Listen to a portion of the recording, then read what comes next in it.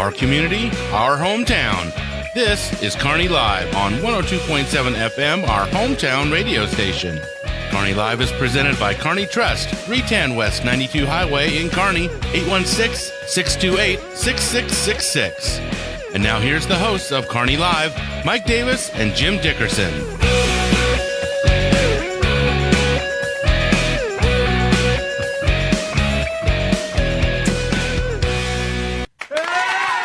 Thank you. Thank you. That's our live studio audience. Welcome to Kearney Live. I'm your host, Mike Davis, along with producer-engineer Brian Watts. And that's right. Yep. And operating the board with such dexterity, it is a thing of beauty to watch. And if nothing goes wrong, then that's just Brian making it look easy. If something goes wrong, you'll see a lot of sweat sort of beading up on his forehead and over his lip. That happens from time to time. Also, my good friend, Jim Dickerson, and co-host of this show. Good to see you, Jim. Jim. Pleasure to be here today. The very handsome and lovely Jim Dickerson. Thank you. Thank you very much. You can be both in this day and age. So no doubt about that. And we have a guest today. Boy, oh boy, do we have a guest. We've got Megan Thompson. Megan Thompson. Yes, running for Clay County Commissioner, and we're going to talk with Megan here in a minute. Welcome to the show, Megan. Thank you for having me today. It is our pleasure. We will be back with you in just a minute. Jim has some announcements and some important things to share with you that I think would be worthy of your listen. So lend your ears, if you would, for the moment. It is very rare that Mike ever responds or refers to anything that I say as worthy of listening to your attention, so I appreciate that. First of all, a lot of questions about the football. For those of you who... sad sound. Let's start off sadly. So the football game that was supposed to happen Friday night did not. The game that is supposed to happen this Friday night will not. We currently have no information, unless something came in the last 10 minutes and I didn't see it, on the district play, which would start the following week.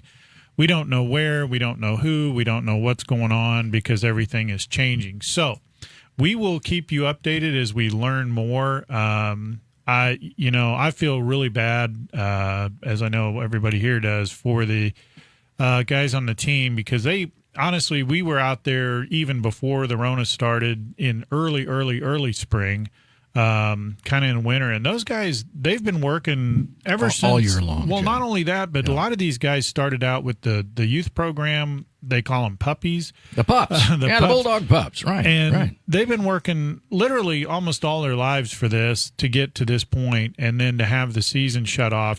And for those of you who remember, I mean, it was Friday morning. Game day, and all the game day stuff had gone out and everything else, and then all of a sudden we got the call, I don't know, 10 o'clock in the morning or something like that. The game had been disappointing, canceled. So we'll keep you updated on district play. So, and then, we'll see what happens, where we go, what happens there, and fan attendance and what's allowed and what's not, and we'll progress from there. So it's safe to say, Jim, the football team has not put their equipment up. No, yet. I mean... So there's a chance they can still play some district competition. The theory is right now, my understanding is that district play will continue. Now, the problem that we're running into is, our two games got canceled, and not only that, but the teams that we would play in district play, some of those teams have been canceled. How the points works and the conference... schedule and rankings and all that, I have no idea what they're doing with that. Yeah, because that all determines your position or your seed in the district tournament. Yeah, and so I don't know, and I'm not being critical of Misha, but they probably don't know either. No, because I think everything changes every minute, and that's how we ended up, if you remember, a couple of weeks ago, we ended up down in Reed's Spring. I love how you say that. Did I say that right? Yes. Well, I got chastised for saying it wrong before, so...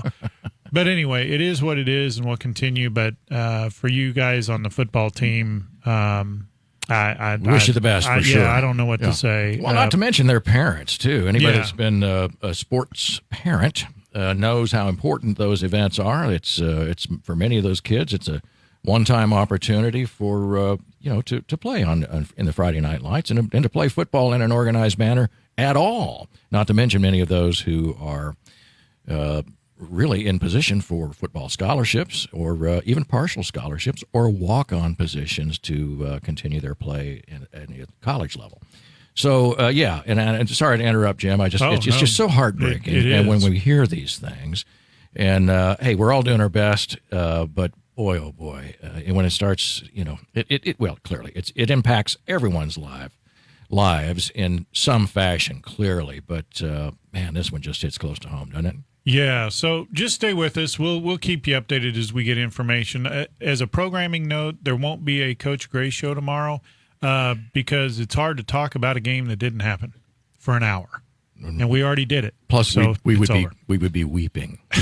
There's that. Weeping So through the whole thing. Just stay with us. Check the website or listen to the station. I know that Brian Watts on the K-Town Morning Zone talks about it quite a bit, so he'll keep you updated on what's going on there. Along those same lines, remember the contest we had about Name the Bulldog that you'll see over my shoulder over there? That contest has concluded, and the winner was KMO. Oh, we didn't even have to get it. Oh, so much for the drum roll. No drum roll. Brian failed again, but KMO is the winner. And the winner who came up with that name, you know who you are. Congratulations. My understanding is you are going to, as part of the contest winnings, we talked about this before, you get will be half enjoying, of Brian's check. No. Does he know that? You're not going to get that. It's better. You're going to get a fine dining experience with Brian Watts. And yes, and my understanding is you are going to a really, really nice place. It's already been pre-selected. And as you recall, you get to pay. So it's awesome. Enjoy it. Congratulations to you. But KMO is the winner of the contest. Man. There's no, I tell you what, we spare no expense on the prizes here. I mean, So- we just go back to the prize booth and pick something out, and that was the first one that we drew. You get to buy Brian's dinner or lunch. I know Mike and I have both done it. It's a great experience. You'll learn a lot. So anyway, in other news, my final thing is the Kearney Chamber map is now available and out. And wasn't that exciting? Well, to some people, maybe. Okay, it's exciting. The map is out. So I think there's a picture of it on the looky screen. there. And the most important thing you'll see on that map is number 54. 54. Remember that because that's the radio station. Shameless plug. Yeah, there you go. Love it. Anyway, those maps are out. They're available now, and you can get them. They come in a little folded thing like this. A pamphlet, we call It's those. a pamphlet. Is it a pamphlet? And it's got that on the inside. Look at those ads. Wait a minute. Look at that one. There's This one right there. Yeah, Wow, look at that. look at that. But anyway, Another when it shameless opens plug. up, there's the map, blah, blah, blah. Locations. And it's got all the locations on it. You can get these maps at the chamber office. You can go online and get them through the chamber website. Or if you run into Stacy Bratcher anywhere in town, She probably has 20 of them in her and you car. say, Stacy, I want one of those maps. Now give it up. And she will probably hand one over right there on the spot, I would imagine. I think she keeps a handful of them with her. And I'm not 100% sure. Are they on our website, Brian? Uh-oh. Not yet, or Something else we need to do. so apparently they will be on our website. And by Not we, yet. by we, I mean me. So Mike Get is on it. falling down on the job. Right. I have one question of you, Brian. What is this a picture of on the front? I don't even know. Does anyone know where that is? It's a sunset or sunrise. I don't know. It's beautiful. Here we go. That part I got. There is Kearney Sunset. That there. But where? That there's your Kearney sunset. I like the way you said that. Where is that? I don't even know. I don't know. I don't know where they found that picture. Okay. Looks good though. I probably like it. It's probably opened up a can of worms. Ah, it looks like fall foliage. It's a beautiful thing. It is. It's Anyway. lovely. There's water. I think we've wasted enough time on that. Let's get to the point of the program. That's all I've got. Stay with us for further updates. And now here's your host, Mike Davis. Thank you, Jim. Well done on that. Megan, welcome to the show again. It is so good to have you here. And you look familiar, and here's why. We see your face on all of your signs as we're driving around Clay County. So, in your campaign materials, there you are. And so when you walked in, I knew exactly who you were. You weren't a stranger. Well, then my signs are working. If you can recognize me, then that's good. Absolutely right. I want to get started with, first of all, I was just thinking, because we couldn't help but talk about it when you first got in here. You are the mother of two, and two boys, and one of those is a very new birth. Congratulations on that. You. Yes, that's wonderful. Right. Yes, and that starts really, I think it's the beginning of our questioning, which is, where did you come from? Why are you here? What got you here to this very moment? Tell me a bit about your background. I will put it in a nutshell for you. Let's do that. All right. So I actually have spent most of my life in the metropolitan area, and I found myself in Clay County when I was 19. I was like, let's come here. I'm going to start going to school, put myself through college. I met my husband actually at Cracker Barrel. Nice. I know. 19-year-old Megan serving tables. Oh, Back in wow. the day, met my husband, and we just made Clay County our home. I love this story, Jim. But, you know, Cracker Barrel, I will tell you right now, is not where Brian Watts wants to go for that lunch. I'm just going to throw that out there. They've got good fried chicken. I love Cracker Barrel. Don't get me I'm a big wrong. fan. Yeah, it's got it's got the comfort food going on. But you were waiting tables. I was. Megan, is that? Yeah. Yeah, so I was saving up money to put myself through school. Right. And then something happened, and Magic. oh yeah, so Wow. basically, so what it was is I found myself working in a nursing home. Mm-hmm. So I got my CNA, put myself through school, started Right. working at Truman Medical Center, did that for about a decade. You know, within that time period, I married my husband. We decided we're going to live here in Clay County.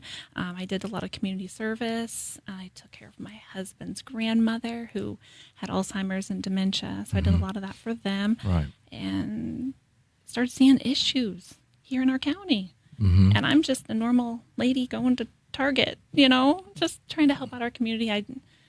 Doing blood drives and, you know, just normal stuff. And Right. it's just like we have serious problems going on. So when you say serious problems, are you talking about health care in general or care for the elderly? Or what specifically were you seeing that made you say, wow, that needs to be fixed? Yeah, that was kind of confusing. Mm-hmm. So I actually did a lot with our historic downtown Liberty. Mm-hmm. So I was on a couple of the boards down there, and we would raise money and talk to a lot of the business owners. And I found out there were some delays in getting their licensing. And then I started looking into it a little bit further. That's kind of how I found into the clerk's office. There Right. were some big things going on. We're talking about city and county licensing, local stuff. Local right? stuff. Yeah, for businesses. Okay. Just right downtown. Wow, that way you think you would just be able to walk in a door and say, I need this, and get it done, right? So a lot of our businesses were having Mm-hmm. some issues. I looked into it, talked to some people, and it was like, well, I think I could be clerk. I think I could do a decent Right. job at that. I take care of people. I have a servant's heart. I did a lot of that in the hospital and with my background. How could this be any different? I'm just not wearing scrubs. Yeah. Well, What? Yeah. probably. Is there a rule that prohibits that, wearing scrubs in the office there in Clay County? I think if I did, I don't know if it's very fashionable, but, you know, Well, I'm then- okay to kind of not wear scrubs into the In today's to my office. environment, I don't think anybody'd give it a second thought. Probably wouldn't. I was going to get a stormtrooper outfit if I could figure out how to sit down in that thing. Exactly right. So you've been in the county for 16 years, Megan, and we're visiting today with Megan Thompson. She's a Clay County Commissioner candidate. And so previous elected offices or public services, you finally did say, I've had enough. I'm going to run for Clay County Clerk, which is still an elected position here in the county. And we'll talk about that in a minute. But so there you are. You decided, I'm going to run. I'm going to put my hat in the ring, as it were. And here you are. And it how did that all unfold, going from private citizen to a candidate for county clerk? Well, there was a learning curve. Okay. You learn a lot about state statute, things that are going on in our county. You learn the people who are currently in these offices, how they all interact with one another. And I've been doing this now for 6 years. And there's a lot of problems that I walked into in the clerk's office. And I'm proud to say we tackled a lot of them. We've cleaned up that mess. Yeah. And I've sat and watched this continued disaster going on with our commission. And it's like, we can't do this any longer. We can't keep going down this road. And I know where the problems are. I can fix them. Some days, of course, I feel a little crazy for jumping into Yeah. to commissioner, Now the county. What does the county clerk do for folks out there that are saying, okay, how does the county clerk sort of expedite those kinds of things like business licenses and things of that nature? Tell us a little bit more about what you do on a regular basis as county clerk in Clay County? Well, the fun thing about county clerk is it really is kind of a catch-all. I do a little bit of everything. So we do a lot with expenditures within the county. We do accounts payable. So we're one of the very vital, important steps when something is being paid that anybody in the county is spending money on, and then we retain those records. In my office, we handle a lot of the licensing for liquor, amusement, fireworks. Those go through us. And I swear in deputies. I handle the commission meeting, recordings, all the proceedings fall into that group. Right. We do a lot of the certification for the levies that affect our school districts and our cities and municipalities. So I have strong relationships with a lot of people in our community Sure that we sounds talk like to. it. They know me. Right. You know, they- touch a little bit of everything out there. Yeah. Wow. Yeah. Yeah. And then we interact with all the other departments within the county. So it's good to have those strong professional relationships. Right. And since we're here, I can't help myself but ask you about certainly we know here in Clay County, there is a proposed new constitution which would effectively eliminate 5 elected positions in the county, one of which would be county clerk. Am I right? That is correct. And I just want to ask you, and you can give me as deep or shallow of an answer as you choose. I understand you're running for commissioner, so you probably want to keep it there. But it seems to me that if you're doing things like accounts payable, and the clerk then just becomes an appointed position or a hiring by the commission, all of a sudden it puts a whole lot of, I think, effort, focus on the commissioners on parts of business transactions that I think need separate oversight. If that makes any sense at all, I think a county clerk needs to be an elected position because if you're, as we've heard others say on this program, if the same person who negotiates the deal and sees it through and then makes the payment, cuts the check on that same deal, and that's all done in one office, all of a sudden there's some oversight, I feel like, and many others do, that seems to be missing. Your thoughts? The proposed constitution that's going to be on the ballot in November, it's going to be a big change. It's a big change for Clay County. And that is why I really do feel it's very important for all citizens to really take the time to read that document. I know it's lengthy. It's a lot of words. It's a lot of paper.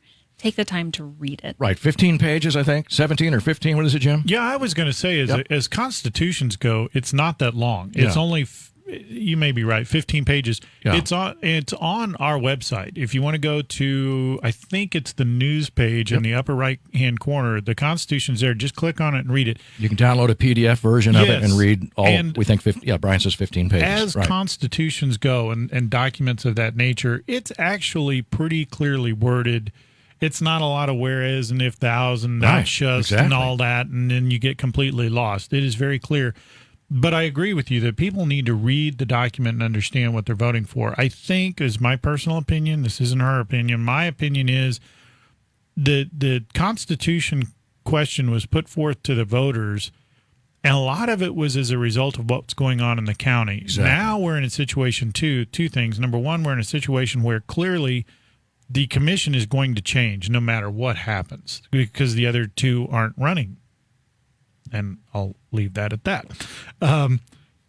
The other thing is that we put forth this Constitution, and it's almost like we were trying to do one thing, but now that one thing has changed, and we've now we kind of got out of whack. No, Personal opinion, but the way around all that is for everybody to read the document. I know there's a tendency for people to go into a booth and vote just whatever they heard or read on Facebook. Yes. Read it for yourself, so make sure you understand. And here's it. why specifically, Jim.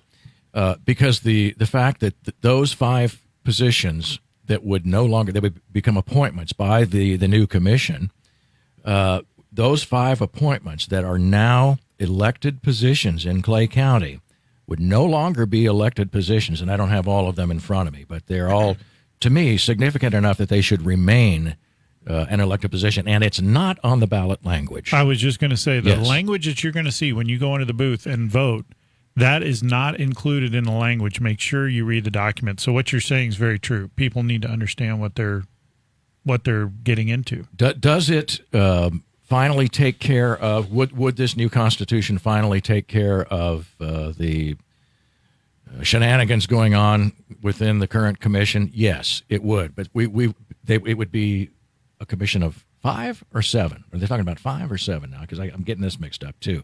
It would be more than 3. But I believe they said they proposed 7.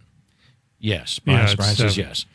But the whole point of it is 2 of those commissioners, regardless of what happens with the Constitution, are not going to be here anyway after this election on November 3rd. So we got that solved. But I think this is so important. I challenge everybody in Clay County to please, please, please take a look at that ballot issue, the Constitution, because there's a significant part that's missing from the language when you go to vote, and that is those 5 elected positions. Please, please read it. Go to our website, 1027KMO.com.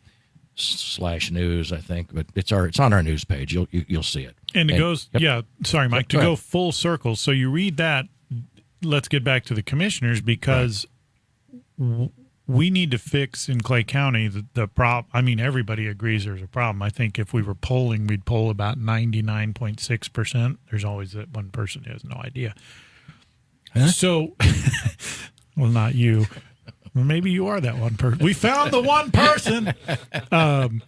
So, Megan, this is a critical election for Clay County. I mean, we've got a lot of critical elections going on across the country, but Clay County there's just problems all over the place. Maybe why? How? Where do we start?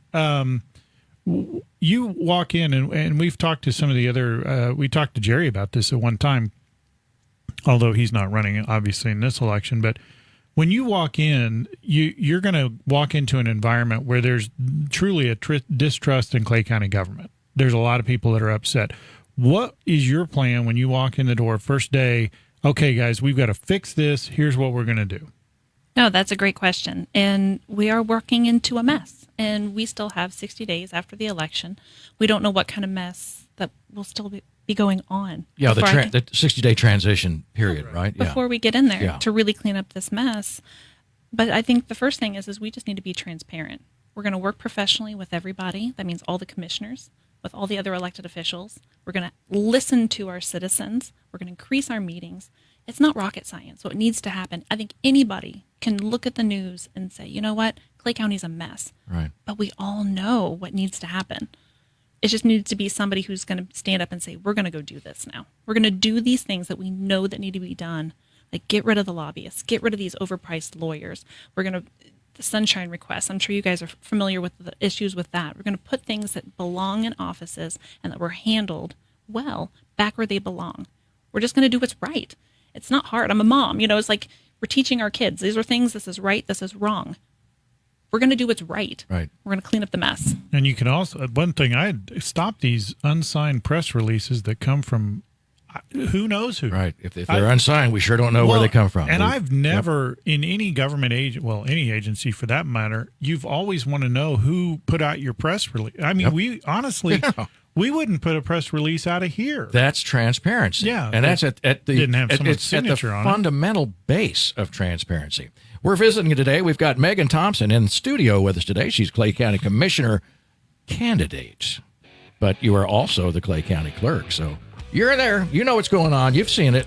Stay with us. You're listening to Kearney Live. We'll be right back.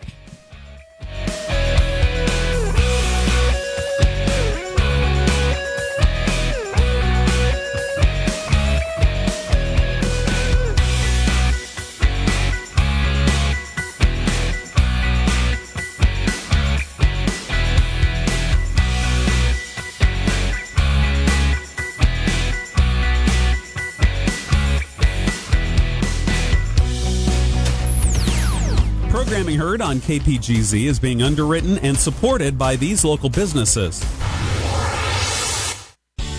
Simplify your banking, simplify your life.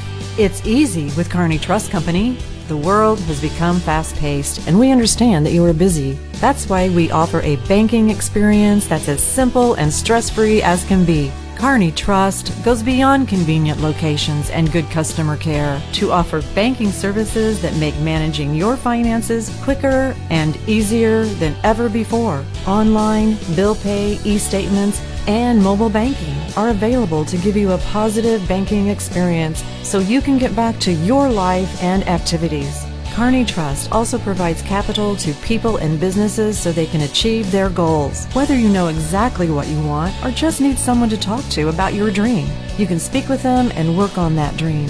You may just be getting off the ground or ready to move into your brick and mortar building. Kearney Trust will provide you and your business with the resources you need to succeed. Kearney Trust Company is your partner for success with 2 convenient locations in Kearney at 310 West 92 Highway and 701 Watson Drive in Price Chopper. The phone is 816-628-6666. Kearney Trust Company. Banking you can trust. Member FDIC.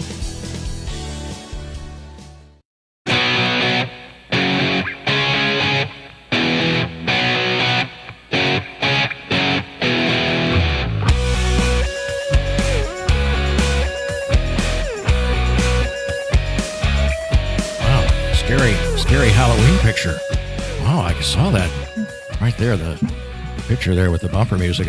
It's very scary. Look at that. Wait. There's spiders on there. That looks like me on the right. You're not that thin. Oh, ouch. Well, neither am I. So yeah, way to recover. Wait till I know. Megan Thompson is with us. Megan, you are well, first of all, you're running for county commissioner. That's the reason you're here, but you're also county clerk in Clay County. And I want to ask you, and I've got some questions here that you sent us. Hey, ask me this, but here's the thing. They're relevant because they're things we probably would have asked anyway. And one of them is, why do you want to be county commissioner? And frankly, I like the second part of this question. What are your qualifications for the job? Well, thank you for that. You're welcome. Yeah. No, I want to be county commissioner because I know where these problems are. I've sat there and I've watched this for the past 6 years. We know what needs to be done. I've watched our sheriff's department get terribly defunded. I've watched these men and women who put their lives on the line to serve our community don't even have the proper mechanisms to do their job, to keep them safe, to keep our community safe. I have watched them waste millions of dollars, put us in a vote. They did a vote to put us millions of dollars in debt. They didn't even bother to ask us how we felt about it. It's anarchy up there. It is just absolute chaos in the commission, and it's got to stop. So you brought up 2 things right off the top that I really like. Number one, let's do them in reverse order. When they were doing that, the thing I think you're talking about the 57 million, 54 million, 52 million. Does it really matter at that point? More money than any of us will see. The 50 million plus dollars. As I recall, Jerry Nolte tried to have some public forums, and he had them. I didn't hear anybody in the public that was in support of that, and yet they pushed that through. And my question has always been, and you probably don't know the answer, but I bet a lot of people would like to know why. Why did we feel, because is my understanding, we weren't underfunded. We really didn't need it. And all we're now is creating a budget deficit that for, as near as I can tell, no reason. So you're on the inside. What's up with that? I really don't know why. I really don't, unless it's just so they can fund their pet projects. And I don't know at the expense of the rest of us, of the entire county. Of the county, right? Which leads me to item 2, which you talked about funding for the sheriff's department, and we had Will Aiken in here last week, who's running for sheriff. And one of the things we talked about was you have the starting salary for deputy is lower than any other competing agency around. Now we're in an environment where trying to get people to become any type of law enforcement right now is a challenge at best. It's not like there's a line of people standing out wanting to do it. Pick me, pick me. The second thing is, from a financial standpoint, and maybe you could lend some input on this, they are paying hundreds of thousands of dollars in overtime because they don't have the deputies to cover the requirements that they have to meet. And they're mandated to meet certain things. It's just not like we'll put fewer guys out this week. they've got mandates of what they're supposed to do. Isn't there a de minimis return section where in overtime you're paying more than you would be paying people straight up? Plus, when you have guys working overtime to the nth degree, you get more sick calls. You have guys that are tired. They're not making good decisions. All that stuff that you can get into the psychology of all the thing. But why don't we look at maybe paying a little more and getting a better product? I think that is exactly what the problem is right now, is that we don't have, our commissioners are not doing their job by taking the proper oversight of the budget. They need to be able to sit down, look at it, know what's going on. Instead, they're delegating these duties out to unelected bureaucrats instead of sitting down and talking with these elected officials and saying, hey, this is what our needs are. Let's not hire things out for, the seasonal temp work. Sometimes that's not the best method, and it does cost more in the long run. So we need to be able to adequately fund our sheriff's department. We need to be able to have our deputies. We need these things. And that is a huge priority for me. I stand very strongly with law enforcement.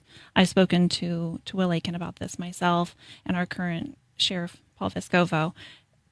This is a huge need for our county, and that's one of the top priorities right now. And budget's actually something we're going to be diving into in the first 30 days in January. So, Megan, you've got... I'm sorry. As a follow-up to that, don't you spend an enormous amount of money, too, on outside legal counsel that might you be able to bring inside?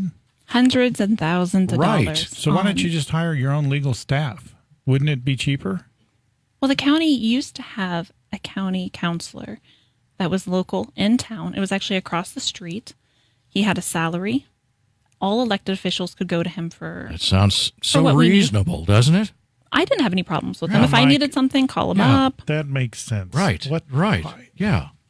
Why would we do that? Yeah, exactly. So, from what I can't remember what the number is, but it seems to me like you could have more than one in-house legal counsel for the price of what we're doing this billable hour thing that's going on now. No, the money we're currently wasting on legal for all these high-priced lawyers and these lobbyists from Jefferson City, we could do so much with them. We could do so much with this. For funding our sheriff's department, we can have proper legal counsel, and then we can clean some stuff up. We can work on some basic things of our infrastructure, like roads and bridges. Right. Focus on our community safety. This is what we need to be prioritizing instead of how can we make these lawyers and these unnecessary people rich. Exactly. I'm looking, Megan, at your, this is your website, meganforcommissioner.com. That's meganforcommissioner.com. And on the homepage here, it says, as county clerk, I exposed, that's you, not me, you exposed government corruption and fought wasteful spending. Sheriff Paul Vescovo endorsed you because of your proven record of holding government accountable and your commitment to public safety. I'm curious when I read that and I say, good, somebody was trying to fight wasteful spending and also uncovered some corruption. What sorts of things did you uncover that you can share with us? Well, it's back in 2017. I was actually pregnant with my first son at the time. We came across some tampering with documents from the commission staff. And this was a big ordeal. We took it to our sheriff, Paul Vescovo, and said, hey, we noticed that we have these 25 batches of warrants that are actually cut. They were cut up from our presiding commissioner's signature, was taken off of them. Turned those over. Became a big investigation, got the Attorney General's office involved, and then we just started looking at other things, even more. We started finding all the attorney fees. We started seeing just things that they've been doing in their secret executive sessions behind closed doors, and then the votes would come out later when the contracts would come out. And then it's like, what is going on? What are you guys doing back there, and why aren't you making this stuff public? How does, and Jim framed it up earlier, how does a thing like this happen? I think I know the answer. I mean, people, is it true? My thinking is people aren't just, they're not paying attention. I think citizens have a tendency to just say, well, things are running just fine. If I don't hear anything about it, if I don't read anything about it in the news, then I guess everything's just cool with the county.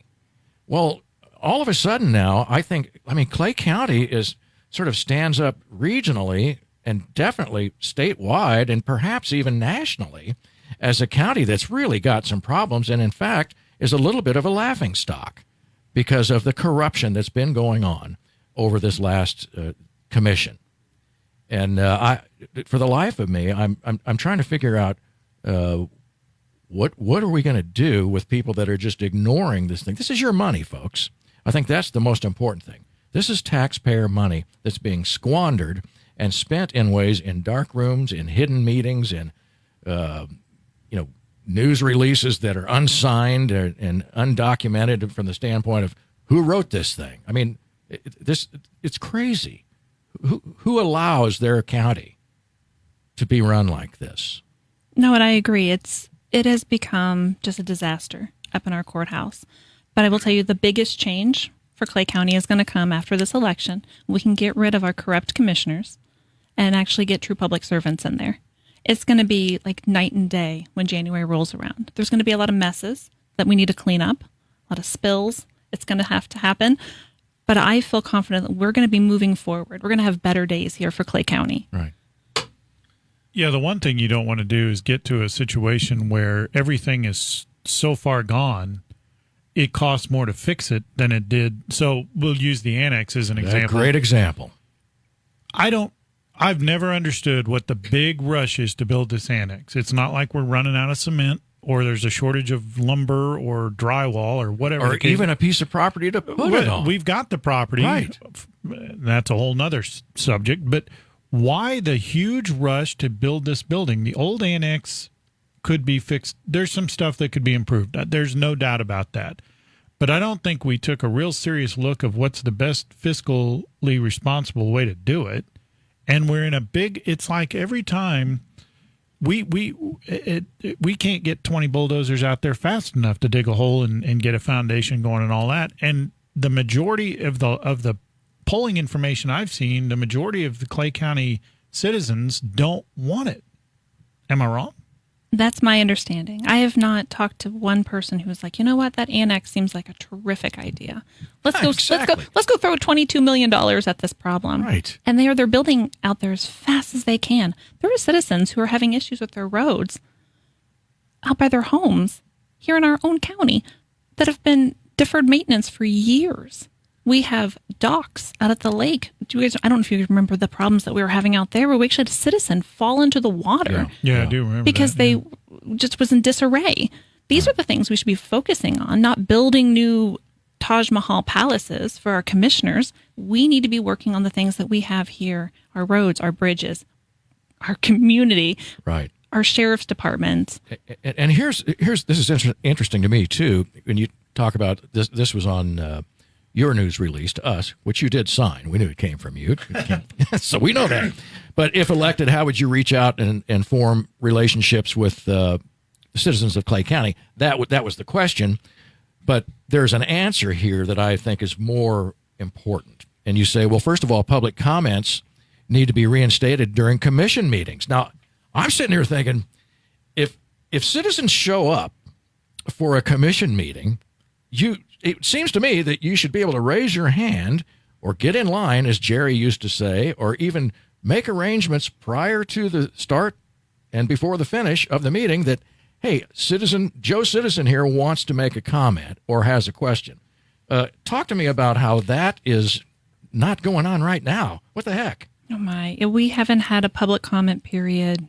Has it been 2 years? Right. Maybe that has something to do with it. People are feeling like, they don't want to be heard. As a commissioner, who do you work for? Right. Just curious. Well, that's the big thing is as a commissioner, you have to be able to accept responsibility. Why are you here? You are a public servant. Your job is to lead the community and listen to people. That's what your job is. You look over the budget. You listen to, when people get mad and they will have concerns, you listen to them, and that is okay. That's what we do. I remember when we had public comment periods back in the day. Seems so long ago. How long ago? I'm just curious. How long ago? I want to say it's been at least 2 years. Good since grief. Anyone could actually get up and say something about an item that was on the agenda, or just come up and say, you know what, I'm really kind of ticked off you guys did this last week, right, or whatever it was. I make them coffee. That's what I would do. Over at the clerk's office, we would set out the big carafe, make you a nice hot pot of coffee. Sometimes we'd have cookies come on over. Cookies. Man, I'd go just for that. Even if I didn't have a question, I'd go. A lot can be solved over like baked goods Cookies. and some hot coffee. There really can be. And just let everybody talk. All right. Well, we need to take a coffee break right here, Megan. We've got Megan Thompson. She's running for Clay County Commission, and I mean, we need some help on that commission, and it is long overdue. Stay with us. You're listening to Kearney Live. We'll be right back.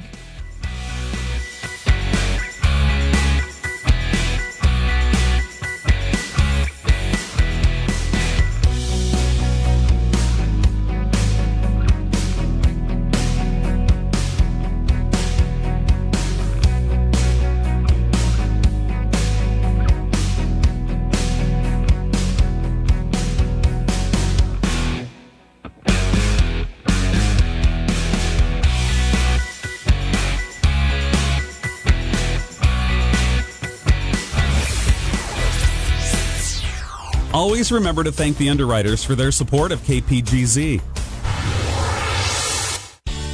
Simplify your banking, simplify your life. It's easy with Kearney Trust Company. The world has become fast-paced, and we understand that you are busy. That's why we offer a banking experience that's as simple and stress-free as can be. Kearney Trust goes beyond convenient locations and good customer care to offer banking services that make managing your finances quicker and easier than ever before. Online, bill pay, e-statements, and mobile banking are available to give you a positive banking experience so you can get back to your life and activities.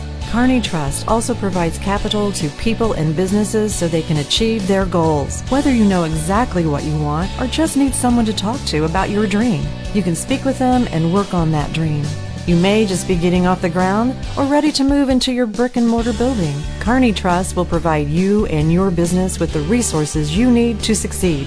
Kearney Trust Company is your partner for success with 2 convenient locations in Kearney at 310 West 92 Highway and 701 Watson Drive in Price Chopper. The phone is 816-628-6666. Kearney Trust Company. Banking you can trust. Member FDIC.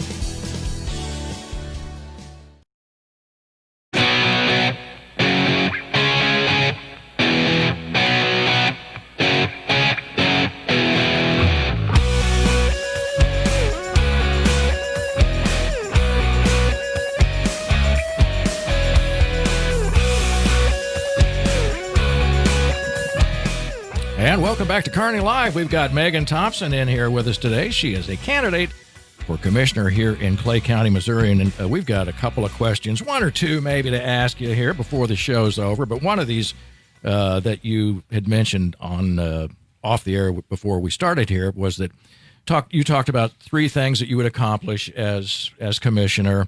And at the very top, you talk about needing to immediately fund and support the sheriff's department. And we were just discussing this off the air. And Jim, I want to let Jim help sort of frame this up, because I think this is an important question that hits us not just in Clay County, but citywide in the entire metro area. Jim, if you will. Okay, I'm going to try and summarize this as quick as you can, but I think it's important for people to understand how this is working and how it's shaking out. So in Kansas City Police Department, a large amount of the tax funds that come into that department, not businesses, but from the people, come up north. However, the utilization of resources is the weakest up north. Now, what the city of Kansas City is talking about doing is defunding a portion of their police department and removing officers from the Northland.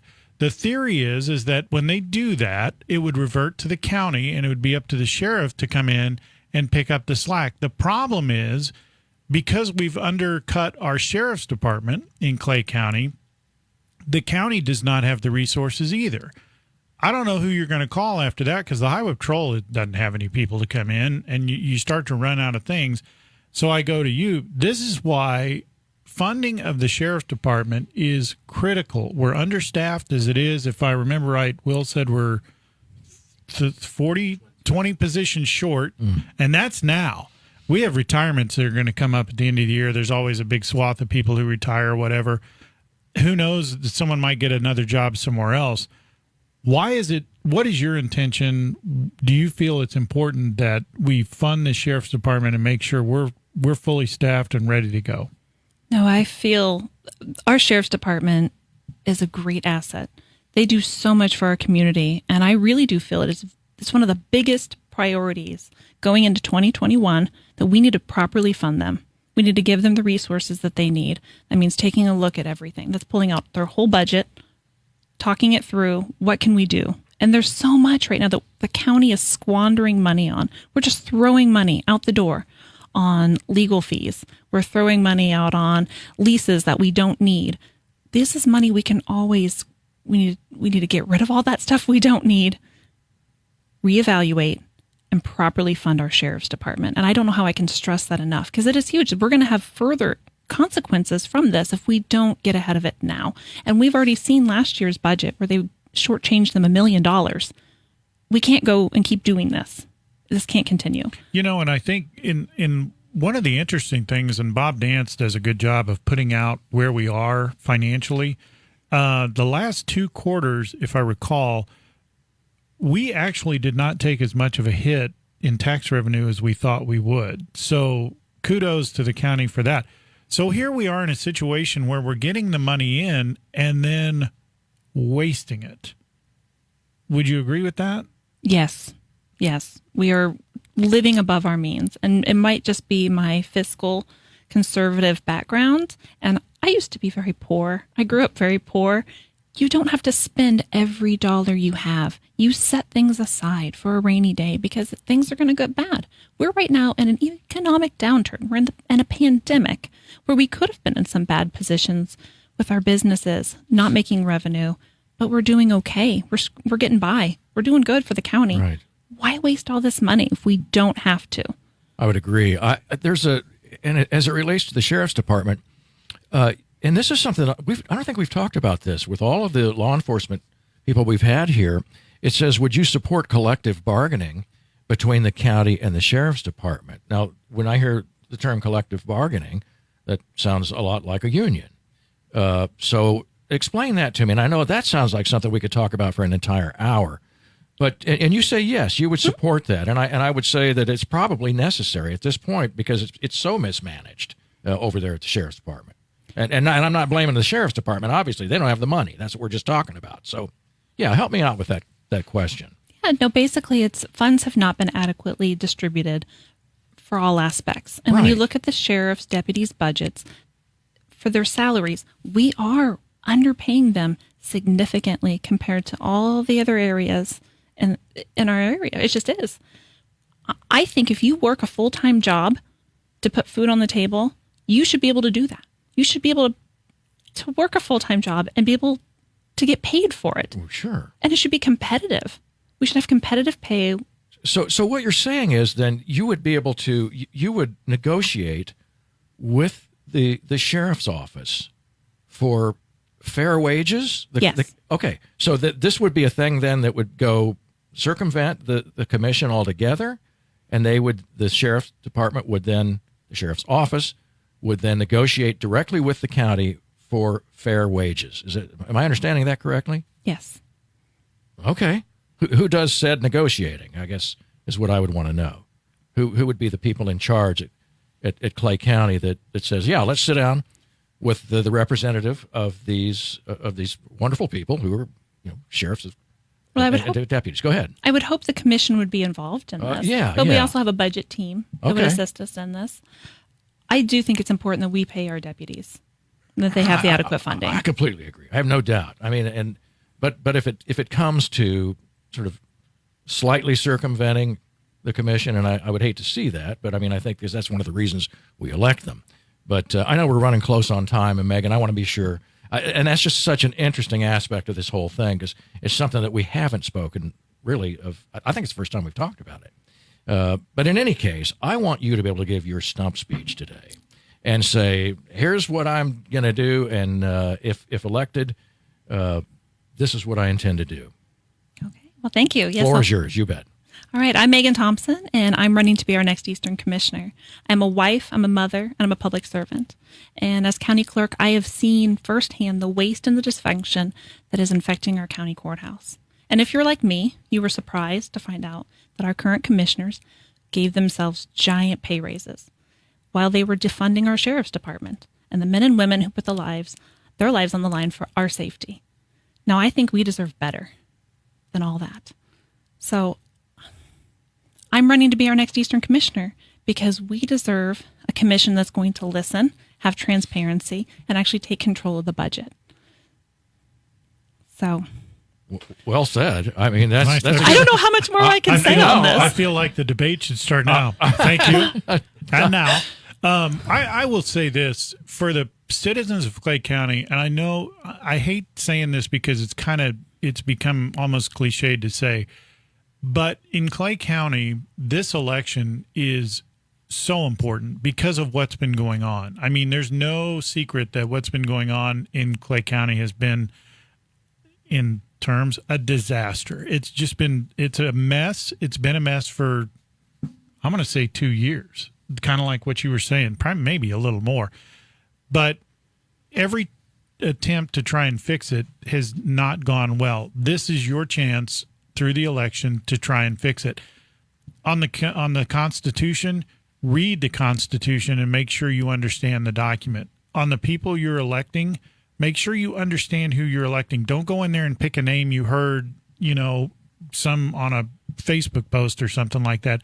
Make sure you understand who the people are that are running. I will say in Clay County, and then, I'm sorry, I'm on a roll. No, go. In Clay County, most of the elected positions that are coming up have been on this show. Yes, right where I was going. Yeah, go back and look, and it's an hour long dedicated to each person. Go watch the videos. Go watch the videos for the commissioners. Go watch the videos for the sheriff's department, and make your decision because you'll be able to see what their feelings are and their opinion and how they would handle things. But Megan's right. This stuff has to be fixed. It has to be fixed. Right. And I think what you're saying, Jim, is an informed public will benefit in the long run because you're going to put the right people in office. You're going to know what the problems are, and you're going to recognize that there are candidates who not only recognize the problems themselves, but have the qualifications to fix it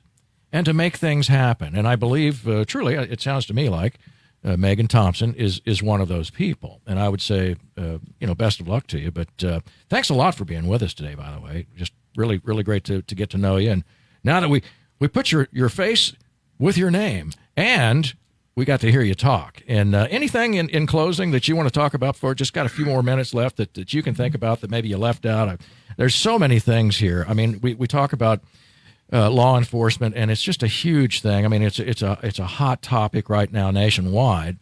But I think when you're talking about here locally, I mean, some of the things that are most disturbing here in Clay County are just spending running amok in such a manner that is not even sort of put in front of the public to say yes or no. This is a handful, and not even a handful. We're talking about two people who effectively have just busted the budget and spent money in Clay County like it was a Monopoly game. No, that is correct. The biggest change is going to come after this election, no matter what.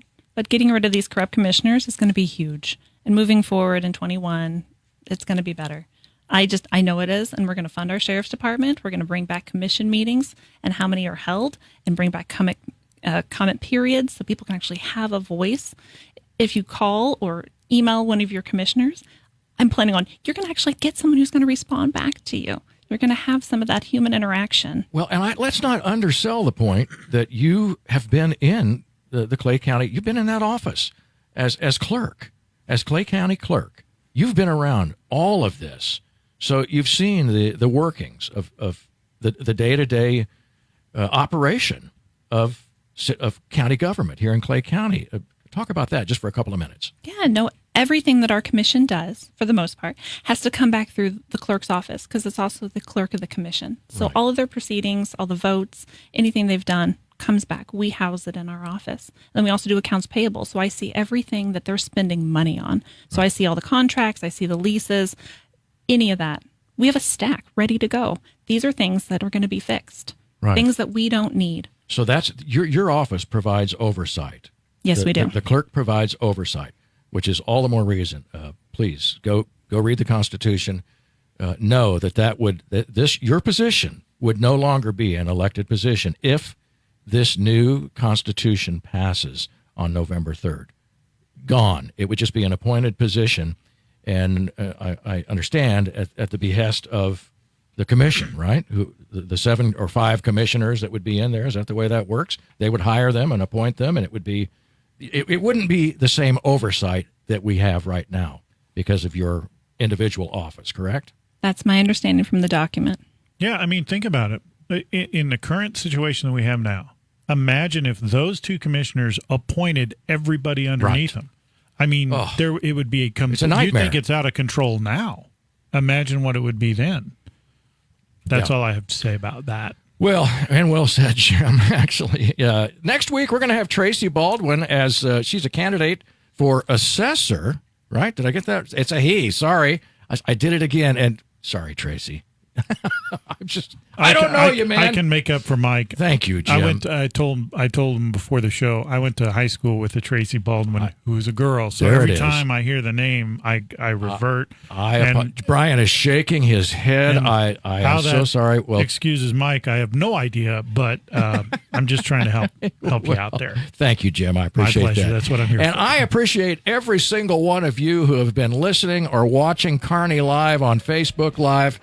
You can see this show in any number of our social media platforms. Isn't that right, Jim? That is correct. You can join us on Facebook Live. You can join us on KPGZ TV, our YouTube channel, Vimeo, Facebook, LinkedIn, Twitter, Parler. We're everywhere. Everywhere. And Tracy Baldwin, will be here next week. We'll have him on this very show. And thank you to Kearney Trust Company for sponsoring this mess. We appreciate you. Talk to you later. Come back next week. We'll be here. See ya.